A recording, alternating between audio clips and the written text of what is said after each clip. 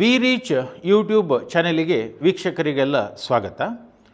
ಈ ಚಾನೆಲಲ್ಲಿ professional ಕೋರ್ಸಸ್ಗಳಾದ CA, CS, CMA ಇದರ ಬಗ್ಗೆ ಅಕಾಡೆಮಿಕ್ ಅಪ್ಡೇಟ್ಸ್ ನಿಮಗೆ ಕಾಲಕಾಲಕ್ಕೆ ಸಿಗುತ್ತಾ ಇರ್ತದೆ. ಸೊ ಈ ಚಾನೆಲ್ನ ಬೆನಿಫಿಟನ್ನು ಪಡಿಬೇಕಾದ್ರೆ ಈ ಚಾನೆಲನ್ನು ಸಬ್ಸ್ಕ್ರೈಬ್ ಮಾಡಿ, ಅದೇ ರೀತಿ ನಿಮ್ಮ ಫ್ರೆಂಡ್ಸ್ನವರ ಜೊತೆ ಶೇರ್ ಕೂಡ ಮಾಡಿ. ವಿ ರೀಚ್ ಅಕಾಡೆಮಿಯ ಬಗ್ಗೆ ಹೇಳೋದಾದರೆ ಇದು ಆಫ್ಲೈನಲ್ಲಿ CA, CS, CMA ಕೋರ್ಸ್ಗಳಿಗೆ ಹಲವಾರು ವರ್ಷಗಳಿಂದ ತರಬೇತಿಯನ್ನು ಕೊಡ್ತಾ ಬರುತ್ತಿರುವಂತಹ ಸಂಸ್ಥೆ. ಸೊ ಈ ಸಂಸ್ಥೆಯ ಬಗ್ಗೆ, ಅಲ್ಲಿ ನಡೆಯುವಂಥ ಕೋರ್ಸ್ನ ಬಗ್ಗೆ ನಿಮಗೆ ಹೆಚ್ಚಿನ ಮಾಹಿತಿ ಪಡಿಬೇಕಾದರೆ ಈ ವಿಡಿಯೋದಲ್ಲಿ ಸ್ಕ್ರೋಲ್ ಆಗ್ತಿರುವಂತಹ ನಂಬರಿಗೆ ನೀವು ಕಾಂಟ್ಯಾಕ್ಟ್ ಮಾಡಿ ಹೆಚ್ಚಿನ ಮಾಹಿತಿಯನ್ನು ಪಡೆಯಬೇಕಾಗಿ ಕೇಳಿಕೊಳ್ತೇವೆ. ಇವತ್ತಿನ ಈ ವಿಡಿಯೋದಲ್ಲಿ ನಾನು ಕಂಪನಿ ಲಾದಲ್ಲಿ ಬರುವಂಥ ಒಂದು ಟಾಪಿಕ್ ಡಾಕ್ಟ್ರಿನ್ ಆಫ್ ಅಲ್ಟ್ರಾ ವೈರಸ್ನ ಬಗ್ಗೆ ನಾನು ವಿಡಿಯೋ ಮಾಡಲಿಕ್ಕಿದ್ದೇನೆ. ಸೊ ಏನಿದು ಅಲ್ಟ್ರಾ ವೈರಸ್ ಅಂತ ಹೇಳಿದರೆ, ಈ ಅಲ್ಟ್ರಾ ವೈರಸ್ ಡಾಕ್ಟ್ರಿನಿಗೂ ಕಂಪನಿ ಲಾಕ್ಕೂ ಇರುವಂಥ ಒಂದು ಸಂಬಂಧ ಏನು ಅಂತ. ಅಲ್ಟ್ರಾ ವೈರಸ್, ಸೊ ಈ ಅಲ್ಟ್ರಾ ವೈರಸ್ ಎನ್ನುವಂಥದ್ದು ಲ್ಯಾಟಿನ್ ವರ್ಡ್, ಇದು ಅಲ್ಟ್ರಾ ವೈರಸ್ ಅಂತ. ಸೊ ಅಲ್ಟ್ರಾ ಅಂತ ಹೇಳಿದರೆ ಬಿಯಾಂಡ್ ಅಂತ, ವೈರಸ್ ಅಂತ ಹೇಳಿದರೆ ಪವರ್ ಅಂತ. ಹಾಗಾದರೆ ಏನಿದು ಅಲ್ಟ್ರಾ ವೈರಸ್ ಅಂತ ಹೇಳಿದರೆ beyond the power of the company ಅಂತ. ಸೊ ಹಾಗಾದರೆ ಕಂಪನಿ, ಪವರ್, ಸೊ ಇದೆಲ್ಲ ಏನು ಅಂತ. ಕಂಪನಿ ಒಂದು ಇನ್ಕಾರ್ಪೊರೇಟ್ ಆಗಬೇಕಾದ್ರೆ ನಿಮ್ಗೆ ಗೊತ್ತು, ಎರಡು ಡಾಕ್ಯುಮೆಂಟ್ಸ್ ಕೂಡ ರಿಜಿಸ್ಟ್ರೇಷನ್ನ ಟೈಮಲ್ಲಿ, ಇನ್ಕಾರ್ಪೊರೇಷನ್ನ ಟೈಮಲ್ಲಿ ಕಂಪನಿಯವರು ರಿಜಿಸ್ಟರ್ ಮಾಡಬೇಕಾಗ್ತದೆ. ಒಂದು ಮೆಮೊರಂಡಮ್ ಆಫ್ ಅಸೋಸಿಯೇಷನ್, ಮತ್ತೊಂದು ಆರ್ಟಿಕಲ್ಸ್ ಆಫ್ ಅಸೋಸಿಯೇಷನ್ ಅಂತ ಹೇಳಿ. ಈ ಮೆಮೊರಂಡಮ್ ಆಫ್ ಅಸೋಸಿಯೇಷನ್ ಏನಿದೆ, ಸೊ ಇದು ಕಂಪನಿಗೆ ಸಂಬಂಧಪಟ್ಟ ಒಂದಷ್ಟು ಮೇಜರ್ ಥಿಂಗ್ಸ್ ಆ ಮೆಮೊರಂಡಮ್ ಆಫ್ ಅಸೋಸಿಯೇಷನಲ್ಲಿ ಇರ್ತದೆ. ಸೊ ಮೆಮೊರಂಡಮ್ ಆಫ್ ಅಸೋಸಿಯೇಷನಲ್ಲಿ 6 ಬೇರೆ ಬೇರೆ ಡಿಫ್ರೆಂಟ್ ಕ್ಲಾಸಸ್ ಇರ್ತದೆ. ಸೊ ಅದರಲ್ಲಿರುವಂಥ ಒಂದು ಬಹುಮುಖ್ಯವಾದ ಕ್ಲಾಸ್ ಯಾವುದಂತ ಹೇಳಿದರೆ ಅದು ಆಬ್ಜೆಕ್ಟ್ ಕ್ಲಾಸ್ ಅಂಥೇಳಿ. ಆಬ್ಜೆಕ್ಟ್ ಕ್ಲಾಸ್ ಅಂತ ಹೇಳಿದರೆ ಏನು ಅಂತ. ಆಬ್ಜೆಕ್ಟ್ ಕ್ಲಾಸ್ ಅಂತ ಹೇಳಿದರೆ ಕಂಪನಿ ಯಾವ ಉದ್ದೇಶಕ್ಕೋಸ್ಕರ ಫಾರ್ಮೇಷನ್ ಆಗಿದೆ, ಕಂಪನಿ ಯಾವ ಉದ್ದೇಶಕ್ಕೋಸ್ಕರ ಇದೆ, ಕಂಪನಿಯ ಆಬ್ಜೆಕ್ಟಿವ್ ಏನು ಅಂತ. ಸೊ ಅಂದರೆ ಕಂಪನಿಗೆ ಸಂಬಂಧಪಟ್ಟ ಯಾವುದೇ ಆ್ಯಕ್ಟಿವಿಟೀಸ್ ಇರಲಿ, ಅದು ಆ ಕಂಪನಿಯ ಆಬ್ಜೆಕ್ಟಿವ್ ಏನಿದೆ, ಕಂಪನಿಯ ಉದ್ದೇಶ ಏನಿದೆ, ಅದರ ಒಳಗೇ ಇರಬೇಕಾಗ್ತದೆ. ಒಂದು ವೇಳೆ ಕಂಪನಿಯ ಹೆಸರಲ್ಲಿ ಏನಾದರೂ ಟ್ರಾನ್ಸಾಕ್ಷನ್ ಎಂಟ್ರಾಗಿದ್ದಾರೆ, ಆ ಟ್ರಾನ್ಸಾಕ್ಷನಿಗೂ ಆಬ್ಜೆಕ್ಟ್ ಕ್ಲಾಸಿಗೂ ಯಾವುದೇ ಮ್ಯಾಚ್ ಆಗ್ತಾ ಇಲ್ಲ. ಈಗ ಉದಾಹರಣೆಗೆ ನಾನು ಹೇಳೋದಾದರೆ, ಒಂದು ಕಂಪನಿ ಸ್ಟಾರ್ಟ್ ಆಯ್ತಂತ ಎನ್ಸ್ಕೊಳ್ಳುವ. ಒಂದು private limited company, XYZ private limited company start ಆಯಿತು. ಸೊ ಈ XYZ ಪ್ರೈವೇಟ್ ಲಿಮಿಟೆಡ್ ಕಂಪನಿಯ ಆಬ್ಜೆಕ್ಟ್ ಕ್ಲಾಸಲ್ಲಿ ಏನಿದೆ ಅಂತ ಹೇಳಿದರೆ, XYZ ಪ್ರೈವೇಟ್ ಲಿಮಿಟೆಡ್ ಕಂಪನಿಯ ಆಬ್ಜೆಕ್ಟ್ ಕ್ಲಾಸಲ್ಲಿ ಇರುವಂಥದ್ದು ಏನಂತ ಹೇಳಿದರೆ, to run the vegetarian restaurants across the country ಅಂತ. ಭಾರತದಾದ್ಯಂತ ಸಸ್ಯಾಹಾರಿ ಉಪಹಾರ ಗೃಹಗಳನ್ನು ನಡೆಸಲಿಕ್ಕೆ ಉದ್ದೇಶದಿಂದ ನಾವು ಈ ಕಂಪನಿಯನ್ನು ಸ್ಥಾಪನೆ ಮಾಡಿದ್ದೇವೆ ಅಂಥೇಳಿ ಆಬ್ಜೆಕ್ಟ್ ಕ್ಲಾಸಲ್ಲಿ ಹಾಕಿದ್ದಾರೆ. ಆದರೆ ಈ XYZ ಪ್ರೈವೇಟ್ ಲಿಮಿಟೆಡ್ ಒಂದು ಟ್ರಾನ್ಸಾಕ್ಷನಿಗೆ ಎಂಟ್ರಾಗಿದೆ. ಆ ಟ್ರಾನ್ಸಾಕ್ಷನ್ ಯಾವುದಂತ ಹೇಳಿದರೆ, ಈ XYZ ಪ್ರೈವೇಟ್ ಲಿಮಿಟೆಡ್ 1,000 kg ಕೋಳಿ ಮಾಂಸ ತಗೊಳ್ತಾ ಇದೆ. ಸೊ ಇವರು ಎಂಟ್ರಾಗಿರುವಂಥ ಟ್ರಾನ್ಸಾಕ್ಷನ್ ಏನು, ಕೋಳಿ ಮಾಂಸ ಪರ್ಚೇಸ್ ಮಾಡ್ತಿರುವಂಥದ್ದು. ಇವರ ಉದ್ದೇಶ ಏನು, ಭಾರತದಾದ್ಯಂತ ವೆಜಿಟೇರಿಯನ್ ರೆಸ್ಟೋರೆಂಟ್ಸ್ ನಡೆಸುವಂಥದ್ದು ಅಂತ. ಸೊ ಹಾಗಾದರೆ ಇವರ ಉದ್ದೇಶ ಮತ್ತು ಇಲ್ಲಿ ಎಂಟ್ರಾಗಿರುವಂಥ ಟ್ರಾನ್ಸಾಕ್ಷನ್, ಸೊ ಅಂಥ ಟ್ರಾನ್ಸಾಕ್ಷನ್ ಏನು ಅದು ಕಂಪನಿ ಎಂಟ್ರಾಗಿದೆ, ಆ ಉದ್ದೇಶಕ್ಕೆ ಸಂಬಂಧಪಟ್ಟದ್ದಲ್ಲ. ಯಾವಾಗ ಇವರ ಉದ್ದೇಶಕ್ಕೆ ಸಂಬಂಧ ಪಡದೇ ಇರುವಂಥ ಟ್ರಾನ್ಸಾಕ್ಷನ್ ಬಂದರೆ ಅದಕ್ಕೆ ನಾವು ಅಲ್ಟ್ರಾ ವೈರಸ್ ಟ್ರಾನ್ಸಾಕ್ಷನ್ ಅಂತ ಹೇಳಿ ಕರಿತೇವೆ, beyond the power of the company ಅಂತ. ಅಂದರೆ ಆ ಟ್ರಾನ್ಸಾಕ್ಷನ್ನ ಮೇಲೆ ಕಂಪನಿಗೆ ಯಾವುದೇ ರೆಸ್ಪಾನ್ಸಿಬಿಲಿಟಿ ಇರುವುದಿಲ್ಲ, ಆ ಕಂಪನಿ ಅದರ ಮೇಲೆ ಲಯಬಲ್ ಆಗೋದಿಲ್ಲ. ಆ ಟ್ರಾನ್ಸಾಕ್ಷನ್ ಯಾರು ಕಂಪನಿಯ ಪರವಾಗಿ ಎಂಟ್ರಾಗಿದ್ದಾರೆ ಅವರು ಪರ್ಸ್ನಲಿ ಲಯಬಲ್ ಆಗ್ತಾರೆ. ಸೊ ಈ ಡಾಕ್ಟ್ರಿನಿಗೆ ಕರೆಯುವಂಥದ್ದು ನಾವು ಡಾಕ್ಟ್ರಿನ್ ಆಫ್ ಅಲ್ಟ್ರಾ ವೈರಸ್ ಅಂತ ಹೇಳಿ. ಸೊ ಈ ಡಾಕ್ಟ್ರಿನ್ ಆಫ್ ಅಲ್ಟ್ರಾ ವೈರಸ್ಸಿಗೆ ಸಂಬಂಧಪಟ್ಟ ಹಾಗೆ ಒಂದು ಕೇಸ್ ಲಾ ಕೂಡ ಇದೆ. ಸೊ ಆ ಕೇಸ್ ಲಾದಲ್ಲಿ for the first time doctrine of ultra vires ಕಾನ್ಸೆಪ್ಟನ್ನು ಇಂಟ್ರಡ್ಯೂಸ್ ಮಾಡಿರುವಂಥದ್ದು. ಸೊ ಏನದು case law, celebrated case law ಅದು. ಸೊ ಆ ಕೇಸ್ ಲಾದ ಬಗ್ಗೆ ನೋಡುವ. ಸೊ ಆ case law Ashbury railway company versus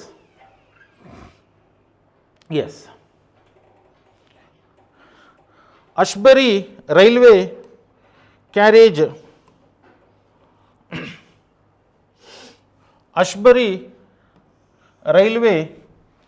carriage and iron company limited versus Riche ಅಂತ ಹೇಳಿ.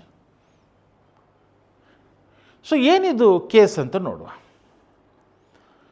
ಸೊ ಈ ಕೇಸ್ ಏನಂತ ಹೇಳಿದರೆ, ಈ ಕೇಸ್ ನೋಡಬೇಕಾದ್ರೆ ಫಸ್ಟಿಗೆ ಇಲ್ಲಿ ಬರುವಂಥ ಕಂಪನಿಯನ್ನು ನೋಡಬೇಕು. ಸೊ ಇಲ್ಲಿ ಬಂದಿರುವಂಥ ಕಂಪನಿ ಯಾವುದಂತ ಹೇಳಿದರೆ Ashbury railway carriage and iron company limited. So ಈ ಕಂಪನಿ ಏನಿದೆ, ಈ ಕಂಪನಿಯ ಮೆಮೊರಾಂಡಮ್ ಆಫ್ ಅಸೋಸಿಯೇಷನಲ್ಲಿ ಇರುವಂಥ ಆಬ್ಜೆಕ್ಟ್ಸ್, ಈ ಕಂಪನಿ ಫಾರ್ಮೇಷನ್ ಆಗಿರುವಂಥ ಉದ್ದೇಶ ಏನಂತ ಹೇಳಿದರೆ ಇಲ್ಲಿ ಕೊಟ್ಟಿದ್ದಾರೆ ನೋಡಿ. ಕಂಪನಿಯ ಉದ್ದೇಶ ಏನು? ಕಂಪನಿ ಫಾರ್ಮೇಷನ್ ಆಗಿರುವಂಥದ್ದು to make, sell, lend on hire railway carriages and wagons. ಮತ್ತೊಂದು ಉದ್ದೇಶ carry on the business of mechanical engineers and general contractor. ಮತ್ತೊಂದು ಉದ್ದೇಶ purchase, lease, sell and work for mines. ಮತ್ತೊಂದು ಉದ್ದೇಶ to purchase and sell as a merchants or agents coal, timber, metals etcetera. So ಈ ಉದ್ದೇಶಕ್ಕೋಸ್ಕರ ಒಂದು ಪ್ರಾರಂಭವಾಗಿರುವಂಥ ಒಂದು company ಅದು.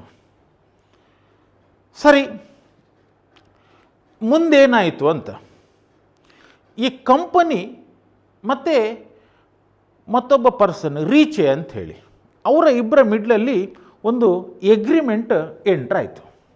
ಏನು ಎಗ್ರಿಮೆಂಟ್ ಅಂತ ಹೇಳಿ ನೋಡುವ. ಅವರ ಮಿಡ್ಲಲ್ಲಿ ಎಂಟ್ರಾಗಿರುವಂತಹ ಎಗ್ರಿಮೆಂಟ್ನ ಬಗ್ಗೆ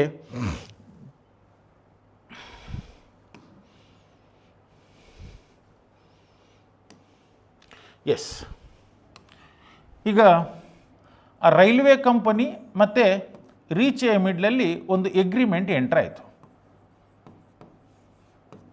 ಏನು ಎಗ್ರಿಮೆಂಟ್ ಅಂತ? ಸೊ ಎಗ್ರಿಮೆಂಟ್ನ ಪ್ರಕಾರ ಅಶ್ಬರಿ ರೈಲ್ವೆ ಕಂಪನಿ ಏನಿದೆ ಇದು ರೀಚೆಗೆ ಲೋನ್ ಕೊಡುವಂಥ ಒಂದು ಟ್ರಾನ್ಸಾಕ್ಷನಿಗೆ ಎಂಟ್ರಾಯಿತು. ಅಂದರೆ ಆ ಟ್ರಾನ್ಸಾಕ್ಷನ್ನ ಪ್ರಕಾರ, ಆ ಒಂದು ಎಗ್ರಿಮೆಂಟ್ನ ಪ್ರಕಾರ ಅಶ್ಬರಿ ರೈಲ್ವೆ ಕಂಪನಿಯವರು ರೀಚೆಗೆ ಸಾಲ ಕೊಡುವಂಥದ್ದು ಅಂತ. ಹಾಗಾದರೆ ಈಗ ರೀಚೆಗೆ ಸಾಲ ಯಾಕೆ ಬೇಕು ಅಂತ. ಸೊ ಈ ರೀಚೆ ಇದನ್ನಲ್ವ, ಇವನಿಗೊಂದು ಕಾಂಟ್ರ್ಯಾಕ್ಟ್ ಸಿಕ್ಕಿತ್ತು. ಏನು ಕಾಂಟ್ರ್ಯಾಕ್ಟ್ ಅಂತ ಹೇಳಿದರೆ, ಒಂದು ರೈಲ್ವೆ ಲೈನ್ ಹಾಕುವಂಥ ಒಂದು ಕಾಂಟ್ರ್ಯಾಕ್ಟ್.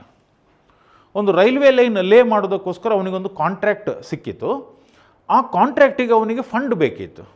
ಆ ಫಂಡ್ಗೋಸ್ಕರ ರೀಚೆ ಅಶ್ಬರಿ ರೈಲ್ವೆ ಕಂಪನಿಯನ್ನು ಅಪ್ರೋಚ್ ಆದ.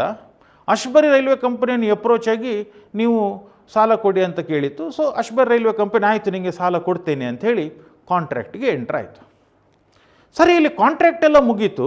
ಕಾಂಟ್ರ್ಯಾಕ್ಟ್ ಎಲ್ಲ ಮುಗ್ದಾದ ನಂತರ ಕೊನೆಗೆ ಈ ಅಶ್ಬರಿ ರೈಲ್ವೆ ಕಂಪನಿಯವರು ರೀಚೆ ಹತ್ರ ಹೇಳ್ತಿದ್ದಾರೆ, ನಿಮಗೆ ಲೋನ್ ಕೊಡಲಿಕ್ಕೆ ಆಗೋದಿಲ್ಲ ಅಂತ, ನಿಮಗೆ ಸಾಲ ಕೊಡಲಿಕ್ಕೆ ಆಗೋದಿಲ್ಲ, ನಿಮಗೆ ಸಾಲ ಕೊಡಲಿಕ್ಕೆ ನಮ್ಮಿಂದ ಸಾಧ್ಯ ಇಲ್ಲ. ಯಾಕೆ ಸಾಲ ಕೊಡಲಿಕ್ಕೆ ಆಗೋದಿಲ್ಲ? ಯಾಕೆ ಸಾಲ ಕೊಡಲಿಕ್ಕೆ ಆಗೋದಿಲ್ಲ ಅಂತ ಹೇಳಿದರೆ, ಇದು ನಮ್ಮ ಆಬ್ಜೆಕ್ಟ್ ಕ್ಲಾಸಲ್ಲಿ ಬರುವುದಿಲ್ಲ, ಆಬ್ಜೆಕ್ಟ್ ಕ್ಲಾಸಲ್ಲಿ ಬರ್ತಾ ಇಲ್ಲ, ಹಾಗಾಗಿ ನಾವು ನಿಮಗೆ ಸಾಲ ಕೊಡಲಿಕ್ಕೆ ಆಗೋದಿಲ್ಲ. ನಮ್ಮ ಕಂಪನಿಯ ಉದ್ದೇಶ ಬೇರೆಯೇ ಇದೆ. ಸೊ ಸಾಲ ಕೊಡುವಂಥ ಉದ್ದೇಶ ನಮ್ಮ ಕಂಪನಿಯಲ್ಲಿ ಇಲ್ಲ ಅಂಥೇಳಿ ಅವನ ಆರ್ಗ್ಯುಮೆಂಟ್, ಯಾರದು ಕಂಪನಿಯ ಆರ್ಗ್ಯುಮೆಂಟ್. ಸೊ ಕಂಪನಿ ಈ ಥರ ಆರ್ಗ್ಯೂ ಮಾಡಿ ಅವನಿಗೆ ಸಾಲ ಕೊಡಲಿಕ್ಕೆ ರಿಫ್ಯೂಸ್ ಮಾಡಿತ್ತು.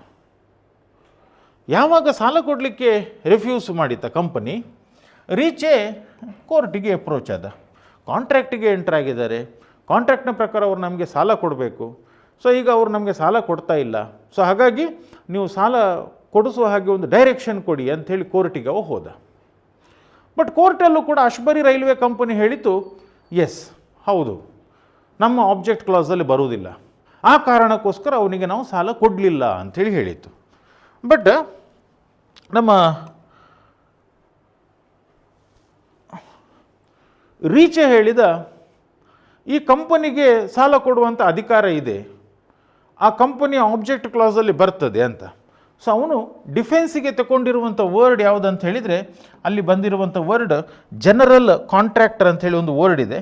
ಸೊ ಆ ಜನರಲ್ ಕಾಂಟ್ರಾಕ್ಟರ್ ಎನ್ನುವಂಥ ವರ್ಡನ್ನು ಅವನು ಡಿಫೆನ್ಸಿಗೆ ತಗೊಂಡ, general contractor. So general contractor ಅಂತ ಹೇಳಿದರೆ ಏನು, ಯಾವುದೇ ಥರದ ಒಂದು ಕಾಂಟ್ರಾಕ್ಟಿಗೆ ಎಂಟ್ರ್ ಆಗಲಿಕ್ಕೆ ಕಂಪನಿಗೆ ಅಧಿಕಾರ ಇದೆ ಅಂಥೇಳಿ.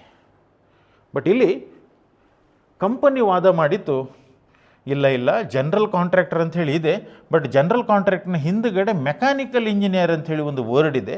ಸೊ ಅಂದರೆ ಈ ಜನರಲ್ ಕಾಂಟ್ರಾಕ್ಟರ್ ವರ್ಡ್ ಏನಿದೆ ಅದನ್ನು ನಾವು ರಿಸ್ಟ್ರಿಕ್ಟಿವ್ ಆಗಿ ನೋಡಬೇಕು, ಮೆಕ್ಯಾನಿಕಲ್ ಇಂಜಿನಿಯರಿಗೆ ಸಂಬಂಧಪಟ್ಟ ಹಾಗೆ ನೋಡಬೇಕು.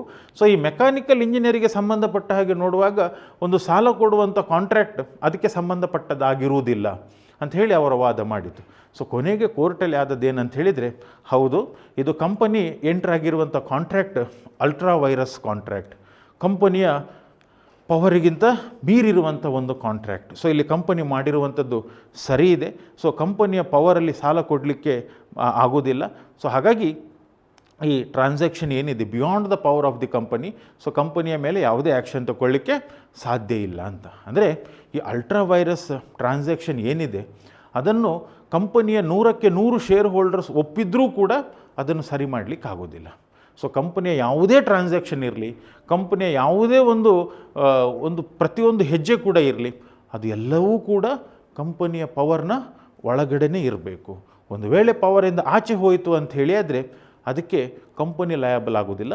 ಡೆಫಿನೆಟ್ಲಿ ಅದಕ್ಕೆ ಲಯಬಲ್ ಆಗುವವರು ಯಾರು, ಆ ಕಾಂಟ್ರಾಕ್ಟರ್ನು ಯಾರು ಎಂಟ್ರಾಗಿದ್ದಾರೆ, ಯಾರ ಜೊತೆ ಅದಕ್ಕೆ ಆ ಕಾಂಟ್ರಾಕ್ಟಿಗೆ ಎಂಟ್ರಾಗಲಿಕ್ಕೆ ಅವರನ್ನು ಯಾರು ಪುಷ್ ಮಾಡಿದ್ದಾರೆ, ಸೊ ಅವರು ಲಯಬಲ್ ಆಗ್ತಾರೆ. ಸೊ ಇದು ಡಾಕ್ಟ್ರಿನ್ ಆಫ್ ಅಲ್ಟ್ರಾ ವೈರಸ್ನ ಬಗ್ಗೆ. ಸೊ ಇದು ಡಾಕ್ಟ್ರಿನ್ ಆಫ್ ಅಲ್ಟ್ರಾ ವೈರಸ್ನ ಬಗ್ಗೆ ಒಂದು ಬ್ರೀಫಾಗಿ ಮಾಡಿರುವಂಥ ಒಂದು ವಿಡಿಯೋ. ಸೊ ನಿಮಗೆ ಇಷ್ಟ ಆಯಿತು ಅಂತೇಳಿ ಅಂದ್ಕೊಳ್ತೇನೆ. ಸೊ ಇಷ್ಟ ಆದರೆ ಲೈಕ್ ಮಾಡಿ, ಅದೇ ರೀತಿ ಶೇರ್ ಮಾಡಿ. ಥ್ಯಾಂಕ್ ಯು, ಧನ್ಯವಾದಗಳು.